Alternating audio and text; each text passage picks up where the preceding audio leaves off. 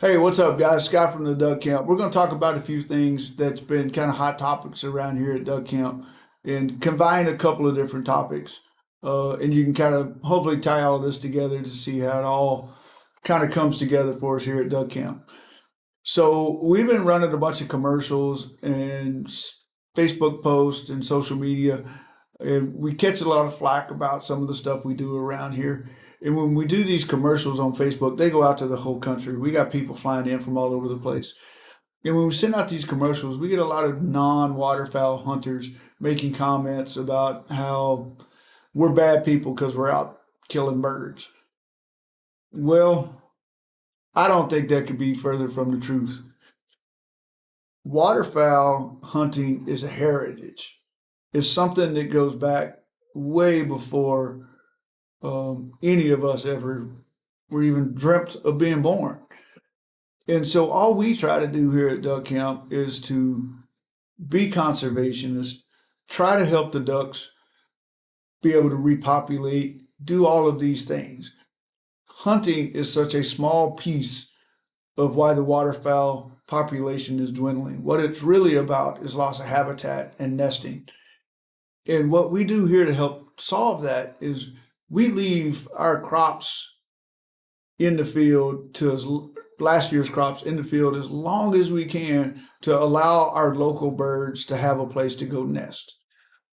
We think about when we're planting our food crops, how do we get the birds protein in the springtime? So the foods that we're planting today is designed to attract bugs, invertebrates, and snails in the spring because these birds start wanting to eat protein before they go nest.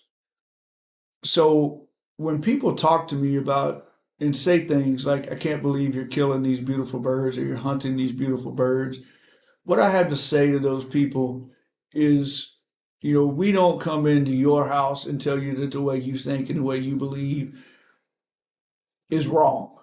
We had a conversation sitting right here at this conference table yesterday with a big group of people, and we were talking about how the world should try to learn from one another and not chastise one another. Just because I do things different than you do doesn't make me a bad person. And just because you do things different than I do doesn't make you a bad person. We all have our own ways. And I try to keep politics and religion out of my business. But no matter what, there's a saying, love your neighbor. It's a period at the end of that statement. There's no ifs, ands, or buts following love your neighbor as you love yourself. So you can't do that if you are forming opinions about people without having a conversation and being educated about what we do and the heritage and the lifestyle that we have. So that's one of the conversations that's been going on around here. And it ties right into the new regulations that have just came out here in Washington, where they've lowered our dark goose limit, Canadian goose limit, down to 3 birds in the regular season. They've done that for multiple reasons. They see a population dwindling. Birds aren't as, they're not here as much. There's a lot of things that go into that.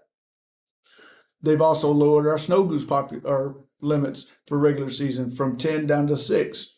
They lowered our snow goose limit from 20 down to 10 in the late season. I was talking to a bird biologist here recently. They were telling me that all of our birds here in the Skagit Valley nest on Wrangel Island in Russia. They have no idea what kind of nesting is going on up there because of the Russian-Ukraine conflict. So they can't get up there to count them. They can't get up there to survey. So we have no idea what's coming. So they tend to err on the side of caution, which I agree with, right? I want my grandkids to be able to hunt these birds. I can't do that if we're killing stuff that doesn't have a good population.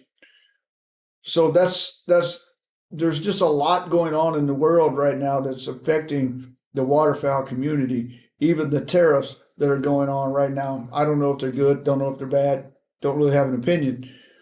But I can tell you that it's affecting the waterfowl community because bismuth and tungsten and those things come from overseas. Don't know what that's going to do to the shotgun shell uh, market and whether we're going to even be able to buy that stuff. I know that decoys are affected because most decoy manufacturers are manufactured overseas. As far as I know, there's only one that manufactures a full line of decoys here in the US. So, with all the stuff that's going on in the world right now, the thing that we want to try to communicate here at Duck Camp is we want to do the right thing for everybody. And so I will strongly suggest people that don't understand the waterfowl heritage uh, to reach out to myself, have a conversation with me about why we duck hunt and why we do the things we do. We don't just do it to hunt the birds. We're not doing it. There's so much more that goes into that. It's the camaraderie. It's the ability to meet with and talk to people that are different than I am. I don't like hanging. I don't like hanging around people that think just like me. If all I did was hang out with people that think just like I do, I'd never learn anything. So instead of the hate that goes on out there on social media, I would encourage people to do the research and try to understand what other people and why other people do what they do. Um, I don't mean to get on my soapbox, and I don't want to be political, but the world we live in today, if we don't agree, we're not supposed to talk to one another. We're not supposed to learn from one another. We're just supposed to separate and belittle the other people. I don't believe in that. I talk to people all the time that have different sets of beliefs than I do, and instead of chastise them, I try to find out why, what, how. I'm not saying I'm better than anybody. It's just my lifestyle. I grew up in the South. Um, Southern hospitality is a thing with me. It's a thing that we bring here to the duck camp, and we want everybody to be themselves and feel comfortable being themselves. So we see things on social media that gets posted about duck camp. We're running a early goose special right now, and people are asking me, "How do you know you're going to have a good early goose season?" It's because we put in the work. We know when our crops are getting planted. We know about when they come off. We know that the geese want to go to the spinach seed field because that's the first crop that usually comes off in the fall. Then they're going to want to go to the black beans that comes off next. But what they really want to be in is a barley field that has been harvested and tilled so that they're not beating up their feet and their wings landing in barley stubble. So we're not just here trying to shoot these birds. We are a part of the entire life cycle of these birds. And we're trying to make it better for everybody. If I'm creating nesting habitat, that doesn't just affect the duck camp. That affects the public and the private land hunters within miles of us. And so do yourself a favor. If you don't like what we do, if you don't understand what we do, if you don't understand why we do what we do, I've said this on other podcasts. My cell phone number is posted all over social media, our website, everywhere. You call me, have a conversation with me. I can talk about duck hunting and why we do what we do for hours and hours and hours and hours. So we did a little interview yesterday for a magazine, and it was with a guy that you know has no idea why we duck hunt or why we do what we do. And after spending an hour, hour and a half with us interviewing us, like he's probably going to come duck hunting this year. Never hunted before in his life. One and I admire that about people. I had a guy reach out to me on social media last week that said, "Hey, I've never been duck hunting. Can you help me?" It is sad that as a 50-year-old man, I feel like I can't respond to that guy and say, "Yes, give me a call. Let's figure out a way to get you hunting." We love introducing new hunters to waterfowl hunting and the heritage and the company and the camaraderie and all of that stuff because there's so many people looking for a reason to be a keyboard warrior and make comments about things that they don't even know. They don't know me. They don't know the duck camp. They don't know our people.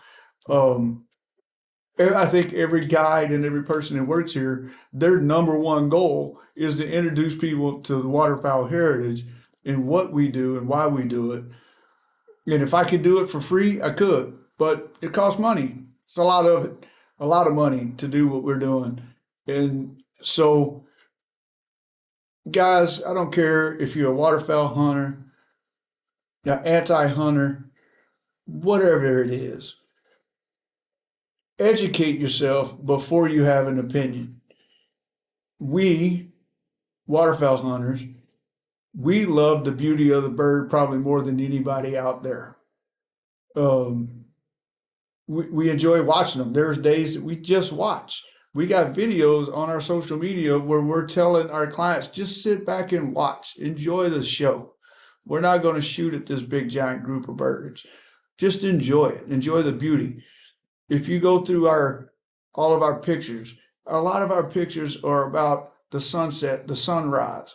We did a snow goose hunt a couple years ago, and we were filming a YouTube video, and we were walking out to the decoys after we went to park the rigs, and I stopped, and I looked at the guy that was filming the show and said, "Man, isn't that beautiful?" And we were looking at the sunrise coming up and the oranges and the colors and all of those things, which is why our logo has a sunset in the logo, because it's the beauty of being out in the outdoors. We're no different than anybody else. We do this for the beauty. We do it for the sport. But I personally, and I think everybody at Duck Camp will agree, we do it for the people that we're able to meet, greet, spend time with, enjoy, learn from, have deep conversations about things without feeling like we're going to be judged. So, a lot going on out there. I didn't mean to get on my soapbox, but our regs have changed the way, which is going to change a little bit how we hunt. You know, we're nationally getting 3 pintail limit this year.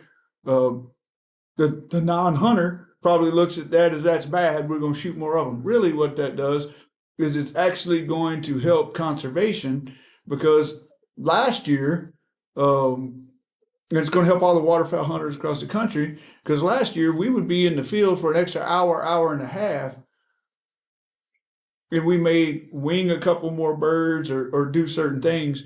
But now that we get a 3 pintail limit, hopefully this year it's going to allow us to get out of the field faster, which is going to allow the birds to get in and feed in our field sooner. And we're making a lot of changes. Like one of the changes that we're making here at Duck Camp this year is we're not killing any guide limits, period. Guides don't shoot except for backup. I think most guides are that way. We're like that. Some we enjoy hunting just like anybody else. So we're changing the way we do things next year to where the guides only shoot backup. We only kill the client's limits, and then we're going to have twice a month. All the guides are going to go out and hunt for our own meat, because all the meat that we take here gets used. So do yourself a favor, become educated before you have an opinion, no matter what it is. Number 2, read the regs. They've changed a lot.